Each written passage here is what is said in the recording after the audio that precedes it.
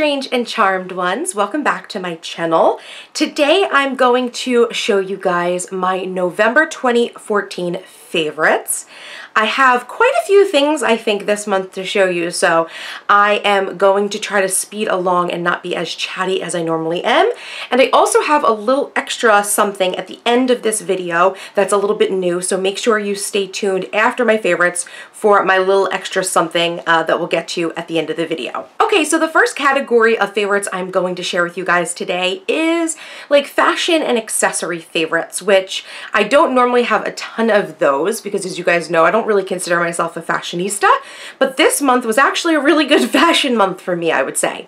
So the first thing that's my favorite is this pair of leggings from Target. They're from Exhilaration, and I just have them folded up, but you can see here this detail, which is what I love so much about these leggings, is they are standard black leggings that go down to your ankles, but down the side of the leg, there's this nylon panel that runs all the way down the side of your leg on both sides.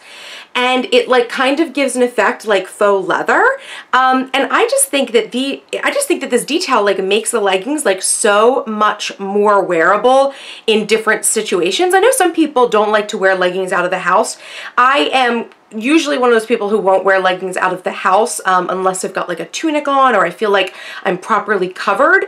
But these leggings are much more pant-like. And even my husband said that he thinks that they look a little bit more like pants because of this kind of detail down the side, and I agree with him. And for the price, I think they're definitely worth it. I think they're about $10 at Target, and I think I bought them either on a buy one, get one half off or something like that. So Exhilaration leggings from Target, definitely check these ones out. Okay, my second fashion favorite is actually this riding boot that I just picked up earlier this month.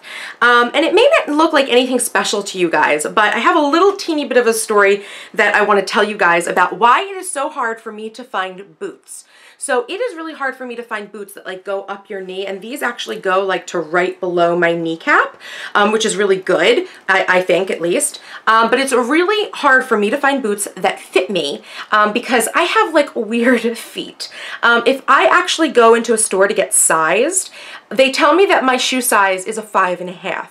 But I also happen to be a very wide foot, so it's really hard for me to find shoes, adult shoes, that fit me right. For a really long time, I actually wore children's shoes, which is a little bit weird, but I mean, it was the shoe that fit me the best. But now that I'm more of an adult, I don't like doing that. So I have a problem with my foot. My foot is too small and it's wide. And then I also have this strange anomaly with my leg as well, that my calves are actually really I guess athletic, they're really muscular, so I actually need a wide width in the calf as well. So I went to the store, I was looking for boots, and I finally found this pair and one other pair, but I like these ones best. I've been wearing them non-stop since I bought them. And guess where I found them, you guys? Payless. And they were 30 bucks because Payless was having a half off sale on boots. So these are great. I actually ended up buying a 6.5 wide. And then I got the wide calf, which is great because the calf actually is a little bit wider than what I actually need because I'm kind of somewhere between a regular calf and a wide calf. But at least this wide calf lets me actually wear my jeans inside of my boots, as well as thicker sort of boot socks, which I think are super cute, and that's how I've been wearing them this month and how I'm going to wear them onward for the rest of the winter. Okay, and for my final fashion favorite, I have this bag that I actually picked up, believe it or not, at Old Navy. I don't know if you guys are familiar, but Old Navy was having a ton of sales a few weeks ago, and my husband and I popped in to see if we could find some new work shirts for him because that's where we like to buy his work shirts. And I found this bag, and I think it was originally marked for $35 or something like that. And then it was marked down 50%. So I got this bag for less than 20 bucks, you guys. It was $17. And I really love the shape. It's just a nice sort of flat, I guess I don't think it's real leather, but I don't know, it looks like it, but it's probably just some sort of like PVC leather. It's a really nice thick quality, which I was really surprised from a bag that's like $35, because the only other, let me think, the only other like less expensive bags that I've purchased recently have come from Target, and I had to say Target bags are about the same price and they're not nearly as good quality as these bags from Old Navy. So I was really pleasantly surprised. You guys see I put my little tassel from Kate Spade on one side, but yeah, I love the shape. It's a great size satchel, and it does have like an attached strap so that I can wear this like as a shoulder bag. Not really crossbody, but shoulder bag works really well. And I've just been loving this bag. So if I can find it online, I'll go ahead and link it below. But when I checked Old Navy's site, they didn't have these anymore. But like I said, I'll try to find you guys something same or similar, and I'll put it down below in the description box. Okay, so my next set of favorites are health and beauty favorites. So let's just start off with some beauty items. The first thing that I have to show you guys is this lipstick that I'm currently wearing. You guys have been asking me about this lipstick a lot because I was wearing it in October as well as through November. And it's actually just the Wet n Wild. They're kind of like standard. I don't know what the name of it is. Yeah, I have no clue what the actual name of this formula is, but it's the black tube with the clear top, and this is in the color Sugar Plum Fairy number 908C. So I've been loving this color. You guys have seen it on me a lot in the last few months since I purchased it. It's definitely going to be a favorite of mine for the rest of the year because I could definitely see myself wearing Sugar Plum Fairy in December as well.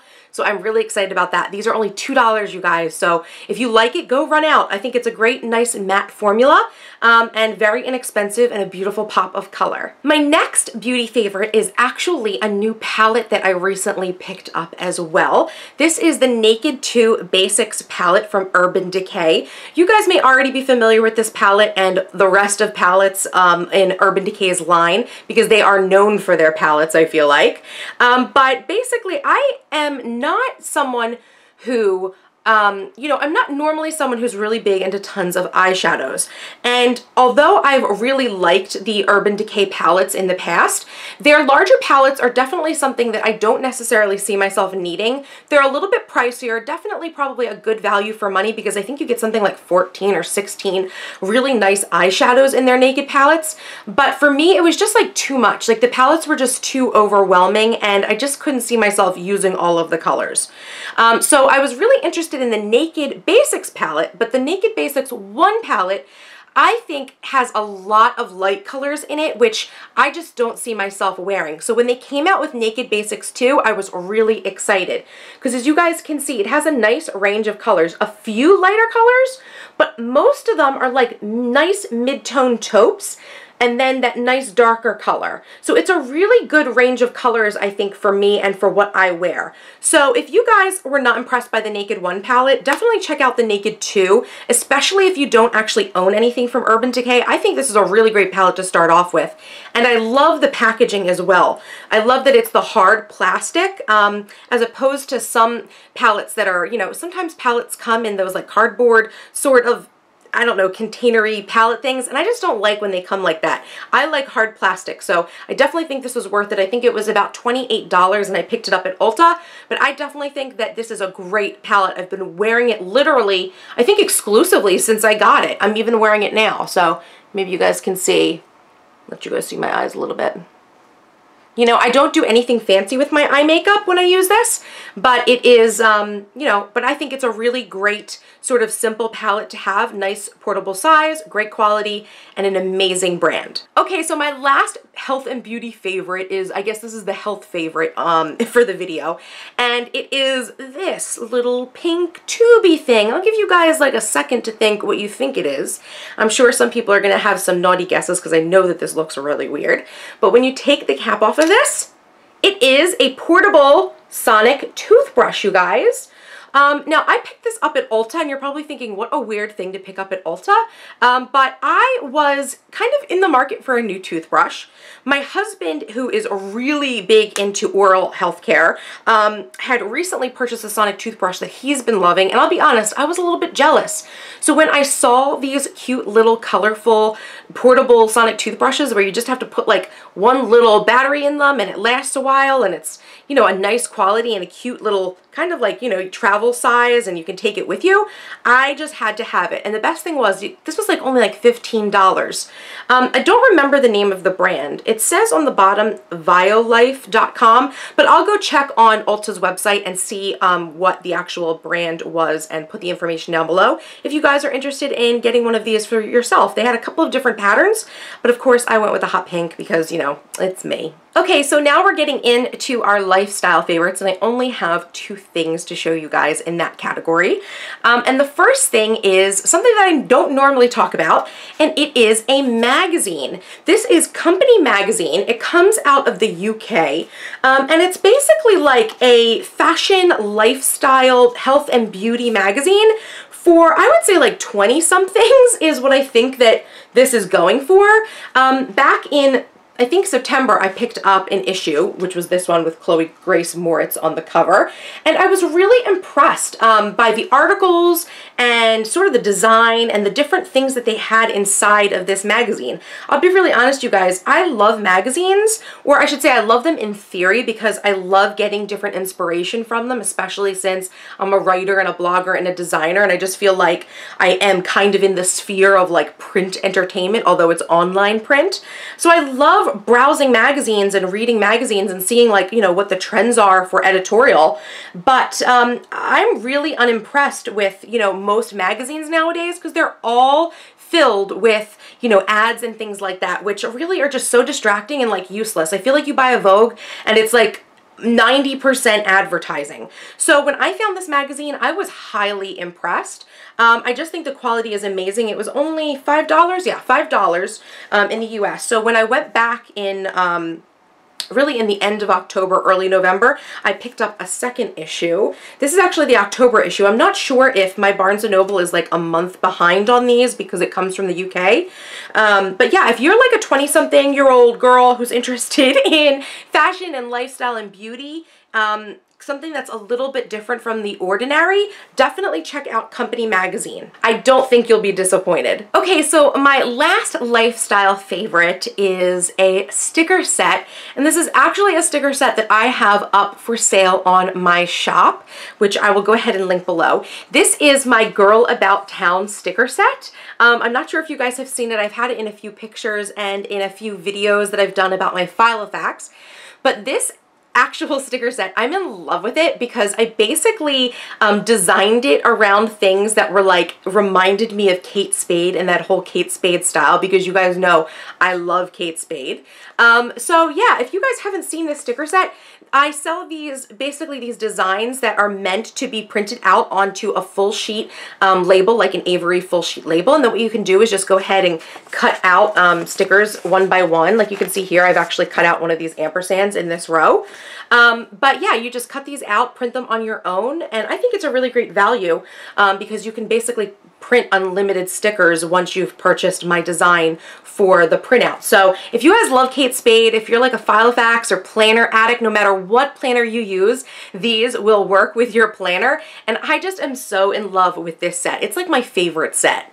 So I just had to tell you guys about that. I know it's a little bit of a self-promotional plug, but it's mine and I'm proud of it and I love it and I know that you guys love it too. So I just wanted to make sure everyone knew about this sticker set because, I don't know, I think it's so darn cute. Okay, you guys, so now that we're at the end of the video, it is time for that new sort of thing that I said I'm going to put in my favorites videos. A lot of people, when they do their favorites, also do like an unfavorites or like a favorites and a not for me. And that's never been something that I've actually ever done in the past before, mostly because I feel like there's so many things that, like, you know, if I don't love something, it's kind of like a meh for me, you know what I mean? So I don't feel like I need to necessarily mention it because there's probably like a lot of things that I just think are meh, you know what I mean? But I was thinking about it and I really wanted to add something to these favorite videos that was kind of, I don't know, a nod to like an unfavorites. So I've decided that with my favorites videos, I'm also going to add in at the end a section called I'm Over It. So this is going to be about different things that may have been popular during the month or recently popular online and all over the web and in the news and things like that, but I'm just like not feeling it. So I have two over it's for the month of November. The first thing that I'm totally over for the month of November is Kylie Jenner and 90s supermodel lipstick with whatever she's got going on with her, I don't know, her fake plumped up lips or either overdrawing her lips or whatnot. I am normally a fan of nude lips. I have no problem with nude lips. I think they're beautiful and they're classic, but I feel like ever since Kylie Jenner like drew in her lips or got her lips done in this sort of 90s supermodel sort of look, this whole thing has exploded and everyone's trying to like emulate this look. But let's be really honest, you guys, at least in my opinion, Kylie Jenner, I don't know how old she is. She's like 16 or 17. So like she didn't grow up in the 90s when that trend was actually happening. So for her to go ahead and experiment with that, I think it's, you know, whatever, it's cute. She's trying to be rebellious, you know, bringing back some old sort of looks, you know, the way someone might do like an old Hollywood look. But for those of us who like lived in the 90s and did do that makeup and were all about that at the time, I don't know, I'm really glad that we don't do that lipstick style anymore, because I really think that those overdrawn lips, a lot of people like think it makes your lips look fuller, and I agree that I think it does. But for the most part, I think that you can always tell that someone has overdrawn their lips and it just makes you look ridiculous. That's my opinion. So I just feel like for us women who are in our 20s and 30s and beyond to be obsessed with this look, I mean, we experienced it at the time. It's cute for Kylie Jenner and her like teen friends to be playing around with the lipstick, but seriously, let the teenagers have their moment with this. Like, we are grown-up adults here. We know that that style went out for a reason. So that is my opinion on Kylie Jenner, nude lips, supermodel lips, whatever you want to call it, overdrawing your lips. Hate it. I'm totally over it. Okay, and the second and final thing that I am over, you guys, is dun dun dun, this book, Not That Kind of Girl by Lena Dunham. Now, I picked up this book because, like everybody, I feel like everybody picked up this book a couple of weeks ago when it had hit the internet and everybody had a picture of it in their Instagram. I had a picture of it in my Instagram. I just, you know, I think everyone was drawn in by the cover. Maybe other people were really interested in reading about Lena Dunham's like life story or whatnot. To be completely honest, I am not someone who was ever like a fan of Lena Dunham. I completely respect her like as a young woman who is like, I guess like about my age. I think she and I are like within a year of each other. And for her to be like in her 20s and have come so far in Hollywood and just been able to create the things that she's created, I think it's amazing and I have ultimate amounts of respect for that. But to be completely honest, like all the things I've seen of her work, like her show Girls and her book, I really don't understand it. I don't understand the point of view, even though I guess this is a book written by millennials for millennials.